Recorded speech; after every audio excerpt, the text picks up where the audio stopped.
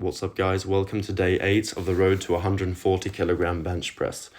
Today we are on a pull day again, so we're going to be working on the back. Now, this back workout, the first one of the week, is more of an upper back focused workout.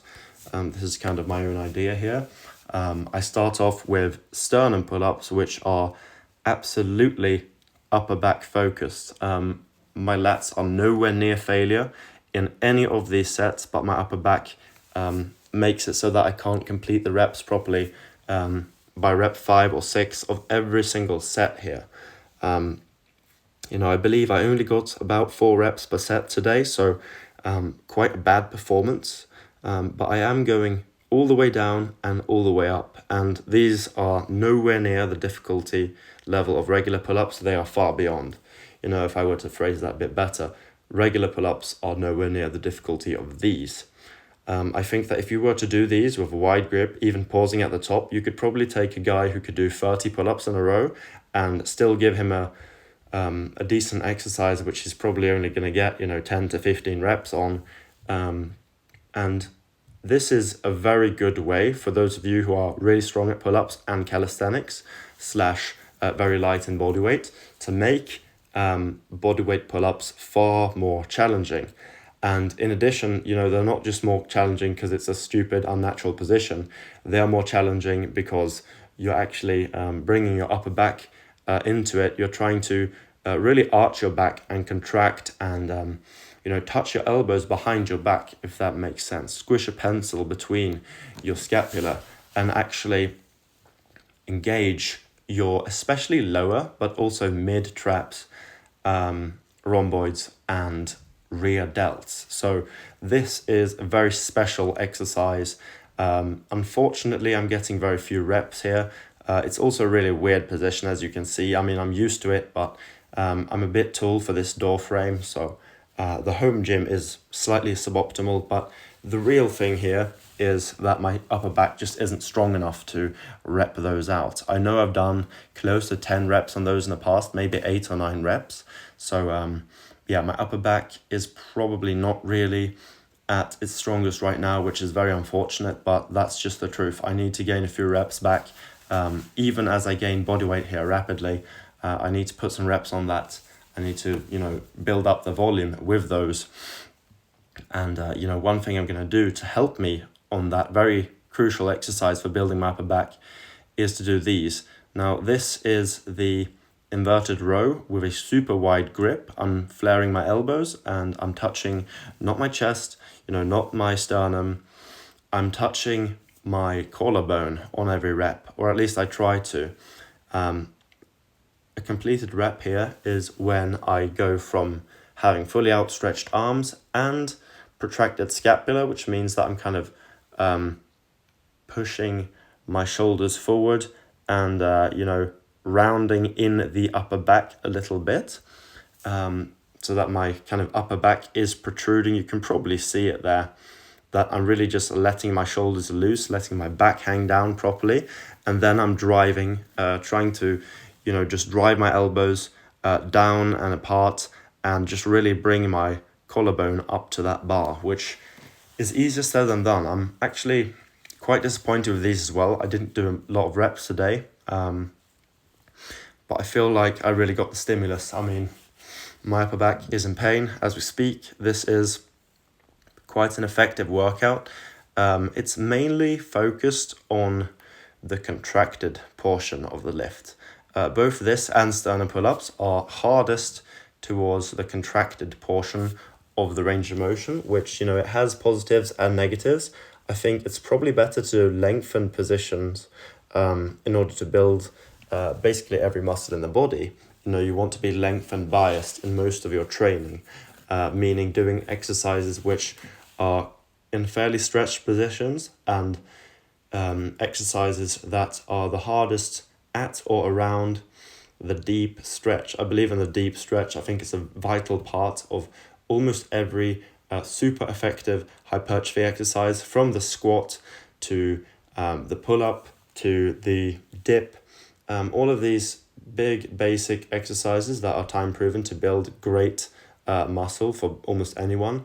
Those are the exercises that maybe they have a bit more of an injury risk, but at least you're truly stretching out your muscles, and you're able to put serious mechanical tension through every single fiber of that muscle by hitting really deep ranges of motion, hitting those deep fibers.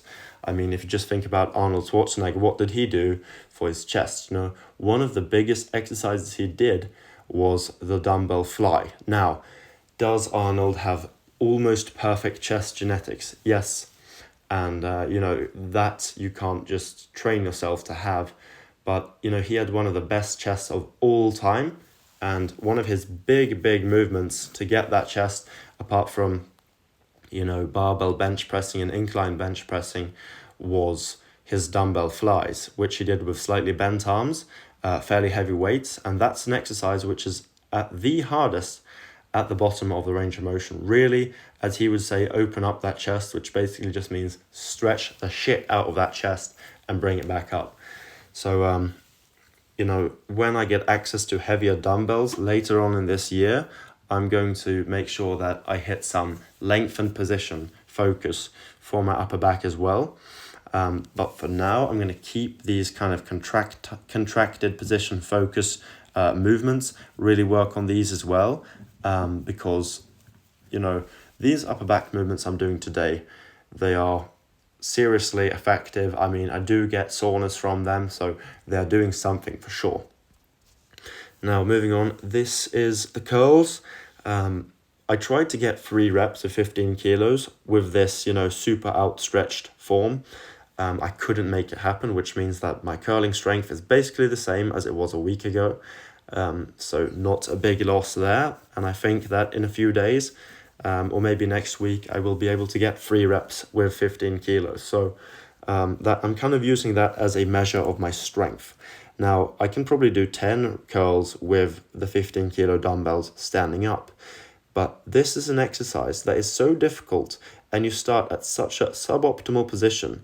You start at such a weak position that I'm using 7.5 kilos for moderate reps, not even particularly high reps. I'm in the 10 to 20 rep range for these sets with 7.5 kilos and getting serious pumps and serious soreness. So obviously I'm new to the exercise, so I'm going to be extra weak and extra pathetic. But I have been training for many years, mainly focusing on rowing and, especially pull-ups and chin-ups.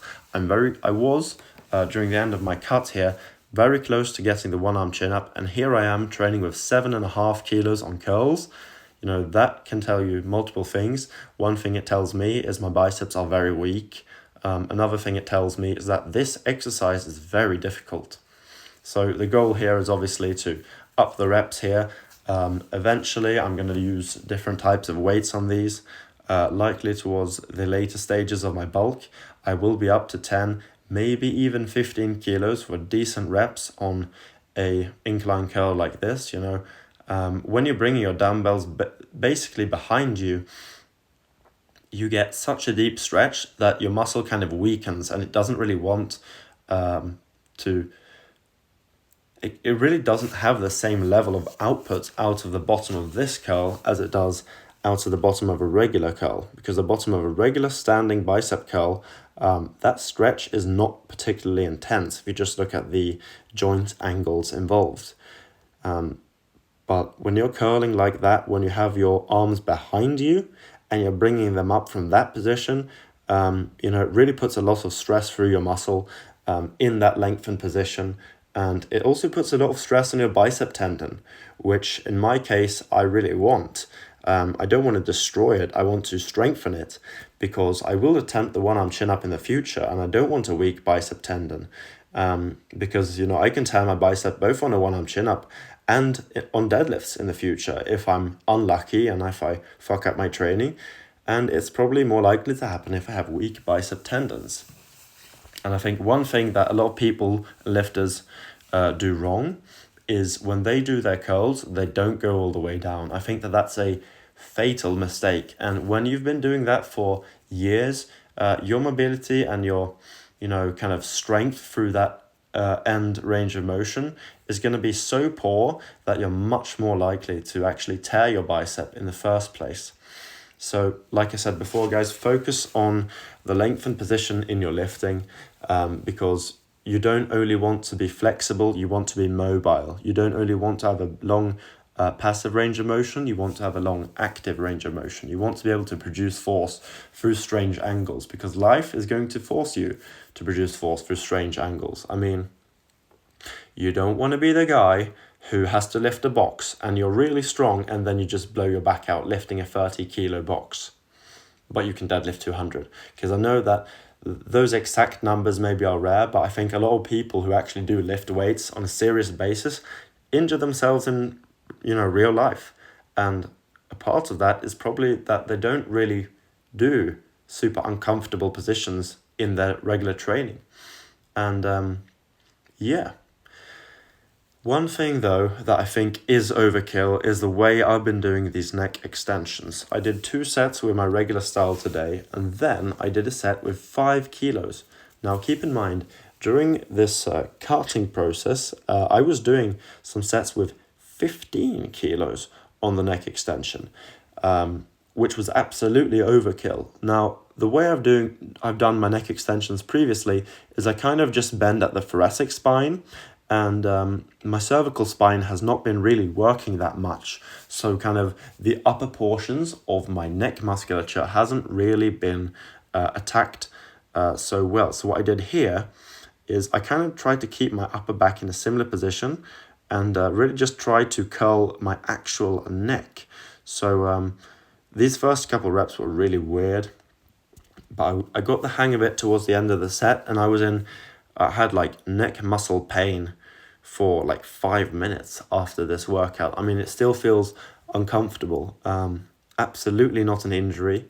My connective tissue through the back of my neck is probably fairly strong because I've been doing really shit form for months with way too heavy weights apparently. So I have been overloading the shit out of that, stretched position, pulling on my neck, but I haven't been doing kind of the active crunch, that active top of the range of motion at the contracted position. So when I did that today, just kind of pointing my head up a bit, not just bringing up my neck as a whole in one motion like a deadlift, but actually curling my neck like a crunch, but reverse obviously, really, really helped my neck to get a great pump. So that's all I have to say on today's workout. Not the best one, but I got it done, and I'm going to make sure to get good sleep tonight so that I can manage a serious leg day tomorrow, which I'm really not looking forward to. But, it's those workouts that we hate, that we don't want to do, and that we hate doing, that are the ones that are going to give us the most results. That's what I believe. I mean, the training that is the hardest and that you fear the most is probably the training you should be doing. So with that, I will see you guys tomorrow. Goodbye.